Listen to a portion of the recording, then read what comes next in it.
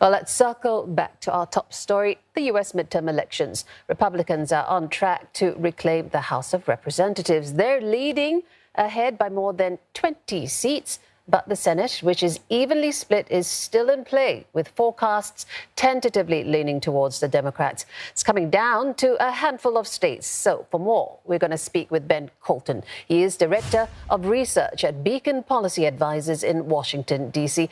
Mr. Koltun, it appears, as we mentioned, Republicans on track for that majority in the House of Representatives. What do the results as they stand now tell us about the voter referendum on the Biden administration? Yeah, so simply put, Americans want things to feel normal. It was the driving force behind the election of Joe Biden in 2020, a return to normalcy.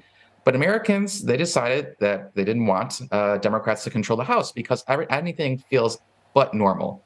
And that's mainly because of economic abnormalities like 40-year high inflation, declining real disposable income levels, and the continuing high crime levels from the pandemic. And only a fifth of Americans think the country is heading in the right direction, and a majority feel like there's currently a recession.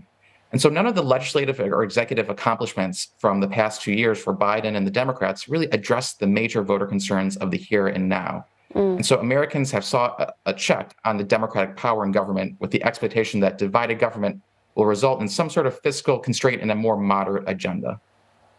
Well, let's look at the other side. As the touted red wave didn't quite materialize, and some candidates backed by former President Donald Trump, we saw them struggling. What conclusions then can we draw about Trump's impact on the race? Yeah, so President Trump is the most powerful figure in Republican primaries. But after last night, he's also the most polarizing figure in general elections. So you see in a lot of red states like Ohio and North Carolina, his preferred candidates won the primaries and they were able to win the general elections. And he was able to oust many of the House Republicans who voted to impeach the president back in 2021 after the January 6th insurrection. But many of his endorsed candidates in states and districts that were toss-up races, more competitive areas, underperformed, and they even lost. And so the average American sees there's a penalty to Trumpism. And for as bad as Joe Biden's approval rating is, Trump's favorability rating is even worse. Well, the Democrats are going to be certainly taking a close look at some of their disappointments. For example, Beto O'Rourke losing in Texas, Stacey Abrams losing Georgia, for example. What do you think what's your take, rather, on their respective losses and why they couldn't make those inroads despite the initial support they'd garnered? Yeah, so I think the motto of the 2022 midterm elections was Democrats can't win, but Republicans can lose. So in some of these gubernatorial races, Beto O'Rourke and Stacey Abrams, they were really fighting against fundamentals of an electorate that was more to the right, the bad economic headlines, and just the history of the president's party not doing so well. And they were up against pretty generic candidates and Republicans. But if you look at the Senate race in Georgia, which is still very much too close to call, Republicans are losing, while Democrats are kind of taking advantage of these some of these weaker candidates. And why is that? Because voters penalize Republicans for kind of some of these non-economic abnormalities in the country. So there was a lot of backlash to the overturning by the conservative Supreme Court of Roe v. Wade on abortion. A lot of these candidates in Georgia, like Georgia in the Senate race, was calling for overturning the 2020 election, while the Republican governor was not. And so you saw the Republican governor easily win, while it's still very much a neck-and-neck race in the Georgia Senate.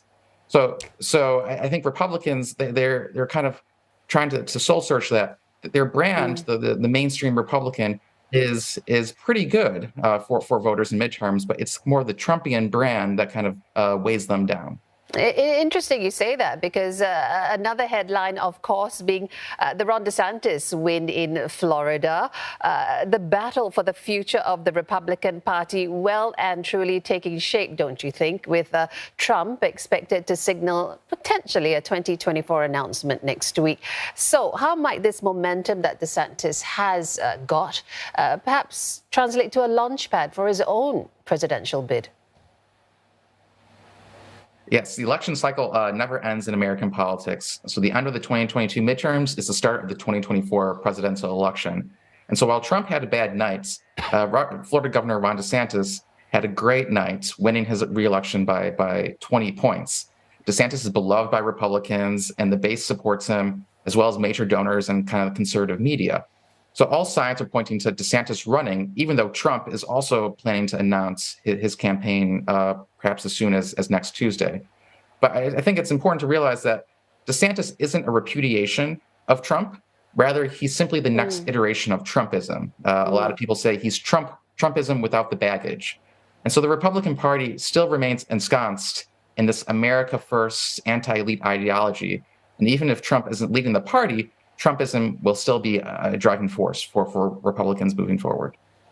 Ben Koltun, thank you so much for those thoughts. Mr. Koltun is Director of Research at Beacon Policy Advisor in Washington, D.C.